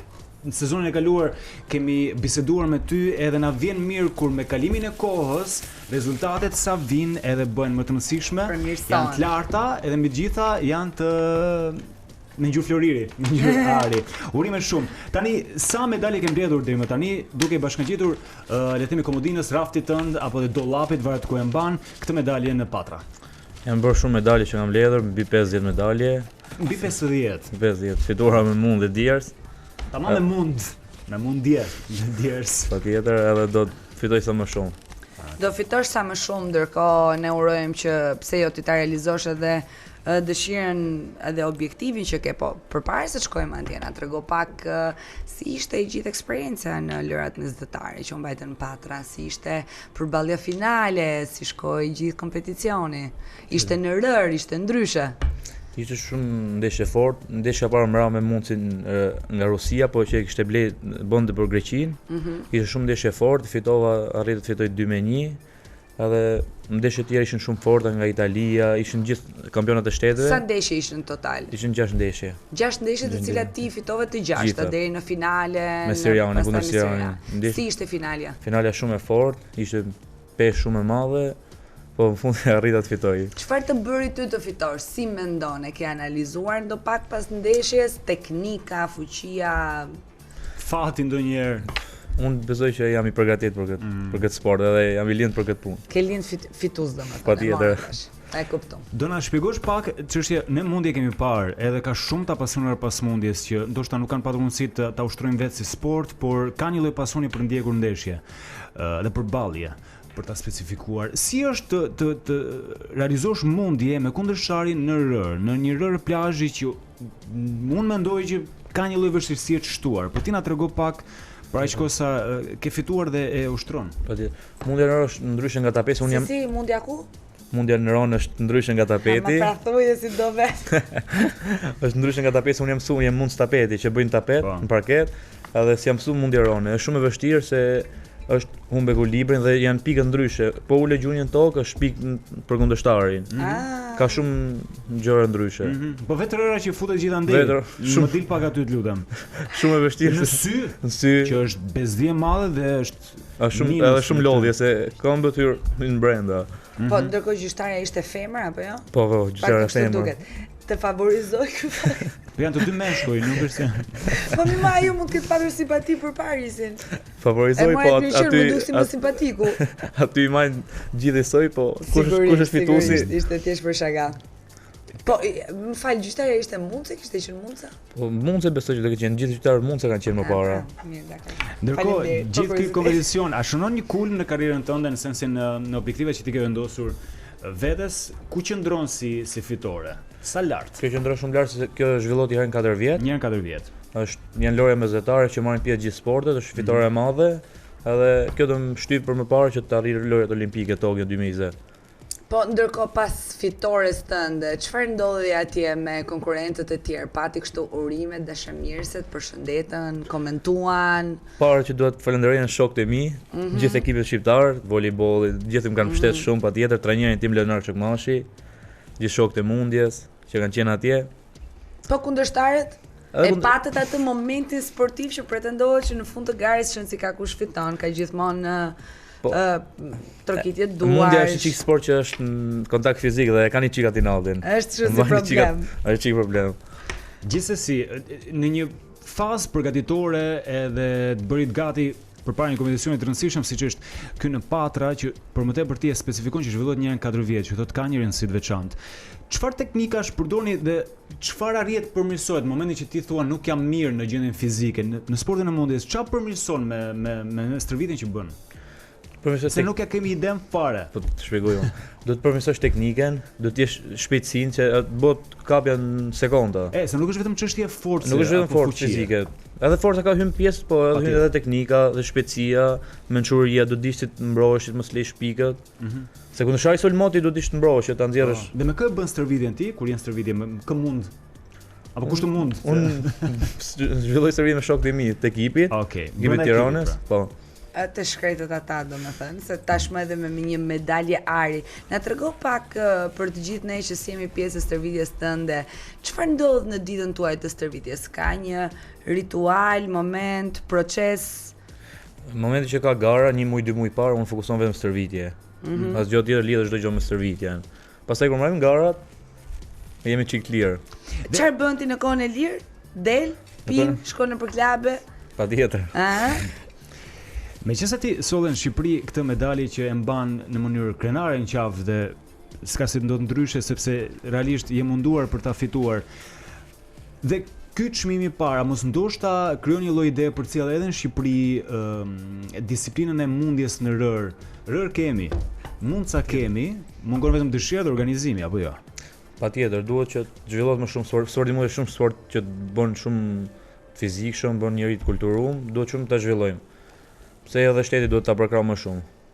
Si dhe çdo sport tjetër, çfarë pritshmërish ke për Tokyo 2020? Si e mendon? Pritshmëritë janë të mëdha, unë kam mund sportista me cilësor, kam mund 2-tin e botës, kanadezin, 3-tin e botës turkun që kam mund në Tiranë para 6 mush, edhe besoj që do kualifikohem patjetër. Unë uroj shumë që të kualifikohesh edhe pa diskutim që me qefin më të madh të presim pasi të kualifikohesh. Kjo ishte medalja e parë nga gjithë shqiptarët, nga gjithë sportet, kjo ishte e parë edhe medalja ari. Unë ndjeve krenar veçanërisht apo jo? Patjetër, ngreta flamurin tim. Përfaqëson Shqipërinë me një medalje ari tashmë dhe i vetëm. Patjetër. Është mirë ndonjëherë kur le të themi shkruajmë historinë me emrin ton, me arritjen, me mundin, edhe kur shpërblet në këtë formë vjen shumë mirë. Tani ti ke nga që ke qenë stërvitje, nuk ke patur shumë mundësi të lexosh këtë periudhë apo të qëndrosh në rrjetet sociale ndoshta, ose ke parë vetëm komentet, urimet e më të thash. Ndërkohë, ta dish Paris që ka 7 fjalë të cilat nuk kanë nevojë për përkthim. Edhe për shembull, në terminologjinë sportive nuk e di se sa fjalë janë njësoj, që edhe pozitë gjuhën e vendit në cilin ke shkuar dhe po e viziton, gjithsesi përdorin njëjtat fjalë siç përdorim dhe ne. Për shembull, të vjen në mendje ndonjë nga ana sportive që është gjithmonë i njëjti, përgjithsisht sporti përdor gjuhë ndërkombëtare. Ja. Gjuhës jashtë. Po, gjuhë që është sportive, po që merret vesh edhe në Paris, po edhe këtu. Tu s'di merr vesh, po ti thot davaj. Vazhdo. Po filloj me kafen për shembull. Kafe është term që përdoret gjithandej dhe ti në çfarë lloj vendi të botës thjesht mund të mos gjuhën, ama një kafe e pi si zotri. Edhe kafja është që thon kofi, kave apo kava janë pikërisht tre tinguj që lejojnë të kërkojmë kafe në gjithë botën. Edhe kjo për shkak se shumica e gjuhëve e kanë huazuar fjalën turke kahve, e cila nga ana tjetër bazohet në fjalën më të vjetër arabe që është kawa, dhe është përmirësuar dhe ka ndryshuar rrugës, askush nuk është larguar shumë nga kjo pikë. Pjesa më e madhe e Europës ka ndryshuar vën në f, siç në fakt edhe ne themi kafe, jo kave. Disa gjuhë kanë ndryshuar dhe an në on, kështu që në anglisht, gjermanisht, tingullisht, më afër kofit, por kurse si nuk mbetet një fjalë që ka nevojë për përkthim sepse merresh vesh në të gjithë botën. Çfarë kemi tjetër Ori? Dhe ha. Nëse i përdorni këto të dyja kudo që jeni, do të ketë po të njëjtin kuptim në çdo cep të botës, dhe dhe ha. Në sensin kur ke paqërtësi, do të dish më shumë. Kurse ha në sensin besoj të qartë, kur duam të qeshim ose të shprehim që diçka na ka pëlqyer, na ka bërë disi më përqeshur. Unë nuk kam njohur Paris ndonjë sportist profesionist edhe të suksesshëm që është edhe muzikant në kohën e lirë, që e ka hobi. Ti ke një instrument muzikor që të pëlqen për shembull? Unë dëgjoj muzikën në përgjithësi. Po nuk di ti Jo, vetë luash një instrument fare. Për stërvitje. Me kitarën si e, që është me kollajta për mësuar disa akorde dhe s'jam lidhje fare. Po deri kitara për të thënë që është gjithashtu një ndër fjalët e përdorura në gjithë botën. Rrjedh nga instrumenti mesetar i njohur si kitara latine, kitara që kemi aktualisht, por kitara spanjolle ka rënjit në fjalën greke kitara dhe nga arabia që i thon ata gitara. Kështu që është interesante, edhe për kitarën merrni vesh në gjithë botën. Dhe kur të thon ty davaj, çfarë i thuaj? Thua okay. Okej, vazhdo. Vazhdo. Edhe për besoj nuk është dhe aq lajm që është gjithashtu një ndër fjalët që kudo që ta përdorni do të kuptohet që do të shprehni dakortësinë tuaj në lidhje me një veprim, kërkesë apo një miratim që mund të duhet. Është një komunikim krejtësisht i kuptueshëm kudo që jeni. Okej, edhe ne përdorim fakt në Shqipëri. Dhe le të themi mbretëresha fjalëve, ndër tjera nëse mund ta përkufizojmë kështu, mama. Fjala mama është një fjalë ngjashme në një numër të pafundëm gjuhësh. Si është mundur kjo? Mund të pyes dikush nëse merr 2 sekonda nga koha e tij dhe thotë pse realisht mama përdoret njësoj në gjitha vendet. Hulumtimi i bazuar në studimet e gjuhëtarit Roman Jacobson shpjegon se përhapja e fjalës mama në të gjitha gjuhët kishte të bënte me zhvillimin e mëtejshëm të gjuhëve, duke bërë që kjo fjalë përshtatet shumë lehtësisht në kombe ndryshme. Dhe meqense jemi këtu, një përshëndetje për mamin tim që është pet në krevat me viroz të shkuara shumë. Të shkuara. Mami besoj Paris është e ndër të para që gëzon, pra që sa i biri, jo që deli mirë i kënaqur, por kthehet edhe jo duar bosh. E përshëndet shumë, nga mbështet shumë edhe e duf shumë. Kush të ka mbështet më shumë familje? Më shumë i pari që ka qenë edhe vetë ka bu pak mundje, është babi, që nga shtet, po edhe familja, motrat, mami. Edhe mami shkret që detyrohet të bëjë gjitha punët dhe të qëndrojnë nga pas. Paris, faleminderit shumë që ishe në studio, urime për çmimin edhe një herë. Desha të falenderoj edhe Presidentin e Federatës Martin Biba që po kujdeset për mua dhe po do më ka dhënë premtime. Absolutisht. Dhe të mbështet deri në Tokyo 2020. Dhe patjetër, do arrijë patjetër. Nëse nuk të mbështet, diku trokasësh, diku ta bësh ankesën. Tek ne. Patjetër. Faleminderit. Ishim me Paris Karepin miq, ne rikthehemi vetëm pas pak. Ishte kënaqësi si çdo mëngjes që ne të jemi bashkë dhe ne do ta mbyllim tani me një këngë shumë të bukur për t'ju lënë takimin e radhës nesër në orën 7 deri në orën 10. Oh, The Weeknd me Call Out My Name, mos harroni, ju duam shumë. Mirupafshim.